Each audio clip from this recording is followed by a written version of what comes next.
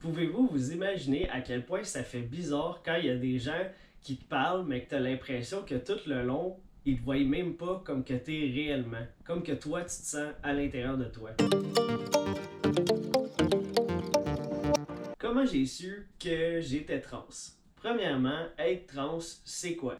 Je vais vous expliquer comment moi je le perçois parce que je pense que selon d'autres personnes, ça peut être différent. Comment moi je le perçois en fait, c'est quoi être transgenre? C'est être né dans un corps qui nous correspond pas. Moi je suis un homme trans.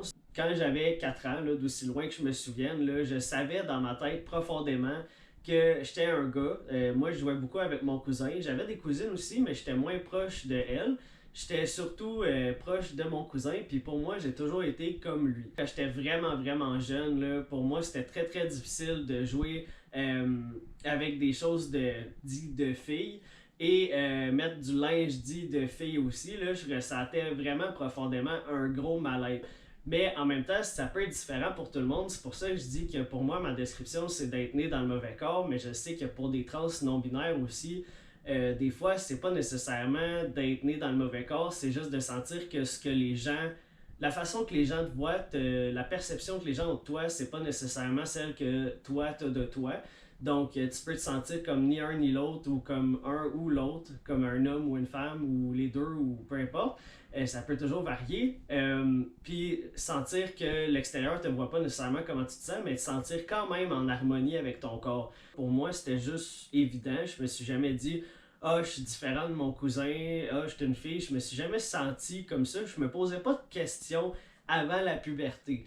Mais quand il est venu le temps de la puberté, c'est là que mon corps il s'est développé différemment que celle de mon cousin ou que mes amis de gars, parce que j'avais plus majoritairement des amis de gars quand j'étais plus jeune. Je voyais que je me développais différemment, donc c'est là que j'ai commencé vraiment à ressentir un profond mal-être, puis j'avais l'impression que quand je rencontrais des gens, puis qu'ils me parlaient au féminin, c'est comme s'ils ne me percevaient pas comme que moi j'étais réellement à l'intérieur.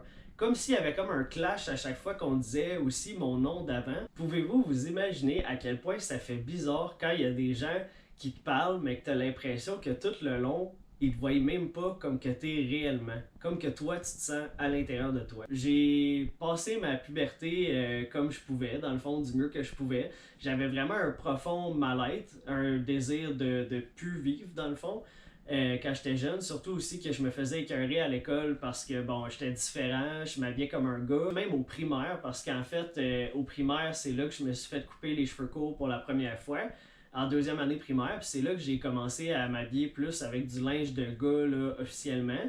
Puis il y a des filles là, qui me poussaient puis qui me disaient ben pourquoi tu marches comme un gars, pourquoi tu marches pas comme une fille, pourquoi tu agis comme un gars, des choses comme ça. Puis même au secondaire, là, ça continuait de l'intimidation parce que j'étais différent. Donc j'ai pas eu ça trop facile.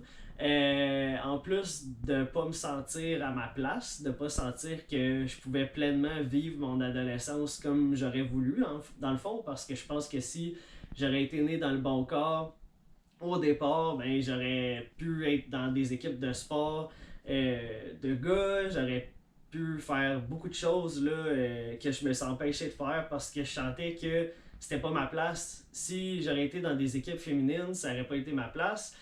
Si j'aurais été dans des équipes de gars aussi, j'aurais pas eu ma place non plus. T'sais, donc c'est quand même bizarre là, de penser que dans le fond, tout mon adolescence puis mes choix que j'ai faits à l'adolescence ont quand même été en fonction de ça. C'est quand même vers 15 ans que finalement c'est là que je me suis rendu compte de ah ok ça existe changer de sexe.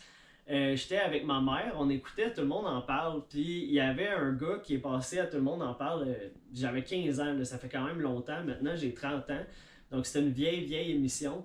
Puis ce gars-là, il avait changé de sexe du même côté que moi, en fait. Il avait fait toutes les opérations, la phalloplastie, puis il parlait de son expérience. À Tout le monde en parle, puis ça m'avait tellement rejoint. Tout ce qu'il disait, comment il se sentait, c'est vraiment venu me chercher parce que je me suis vraiment reconnu dans son histoire. Puis c'est grâce à cette personne-là que j'ai su que ça se faisait changer de sexe, puis qu'en fait, c'était réellement ça, j'étais né dans le mauvais corps. Sur le moment, j'avais dit à ma mère « Hey man, qu'est-ce que tu dirais si je te disais que moi aussi, je voulais changer de sexe? » Puis elle m'avait dit « Ah ah ah, je sais pas, mais de toute façon, ça arrivera pas. » Puis là, c'est là que moi, j'étais comme, oh shit, ok, comme, tu sais, ça m'a fait quelque chose, j'ai pas osé en parler. Pourtant, mes parents ils ont toujours été super ouverts par rapport à tout en général, là. Donc, je sais pas pourquoi j'ai eu peur, mais j'ai pris peur à ce moment-là. Puis j'ai pas osé en parler tout de suite. Ça a pris quand même jusqu'à mes 18 ans avant que j'en parle à mes parents parce que, dans le fond, j'avais une copine dans ce temps-là qui était lesbienne. Mes parents savaient là, que j'aimais les filles quand même. Ça, ils le savaient depuis que j'avais 13 ans. Puis je l'aimais vraiment, vraiment beaucoup. Donc, j'en ai parlé à elle en premier. C'est la première personne à qui j'en ai parlé. Mais elle me dit, ben honnêtement, je suis pas sûr d'être capable de rester avec toi parce que oui, je t'aime, mais j'aime juste les filles.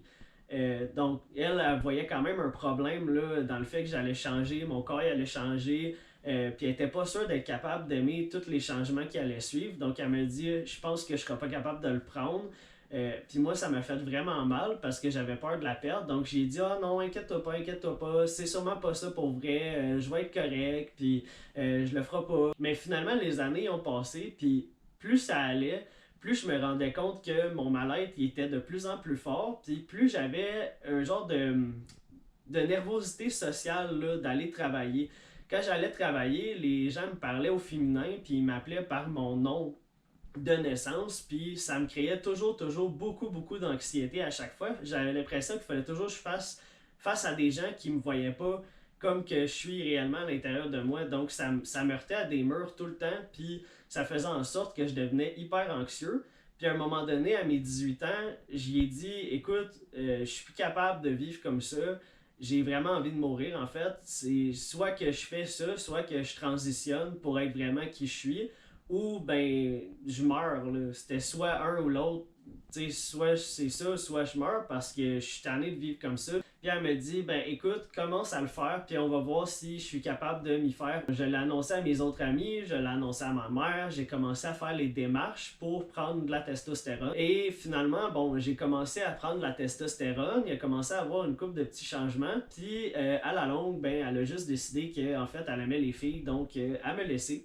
J'ai quand même eu de la peine, mais j'ai été quand même très content là, de faire ce choix-là pour moi, de décider enfin, malgré justement les jugements que certains dans mon entourage ont eu, pas beaucoup quand même, j'ai été chanceux, là, surtout en début de transition, là, il y avait pas, la majorité de mon entourage me soutenait, mais j'ai été quand même chanceux de, malgré le fait que la fille que j'aimais dans ce temps-là était pas sûre de m'aimer quand même encore, en faisant ma transition. J'ai été chanceux de me choisir quand même parce qu'il y en a que, à cause de l'entourage, à cause des jugements, à cause de leur conjoint, ils vont pas se permettre de le faire. Comme j'ai fait en fait pendant de 15 à 18 ans, je me suis pas permis de le faire, mais c'est correct, ça me laissait là, vraiment le temps d'y penser comme il faut.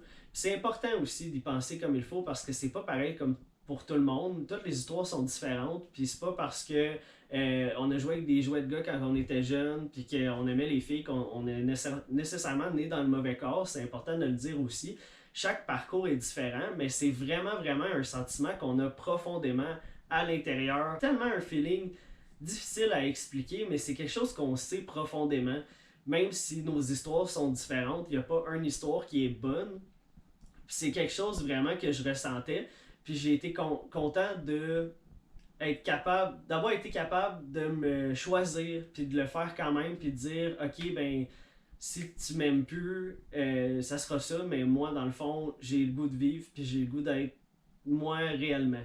Si tu as aimé en savoir plus sur mon parcours et que tu as le goût d'en savoir encore plus prochainement, abonne-toi à ma chaîne. Tu peux liker aussi ou me marquer dans les commentaires les sujets dont tu voudrais que j'aborde sur la transidentité ou sur ma transition en général. Ça me fait toujours un grand plaisir d'y répondre, puis j'ai l'intention de faire plusieurs vidéos sur différents sujets.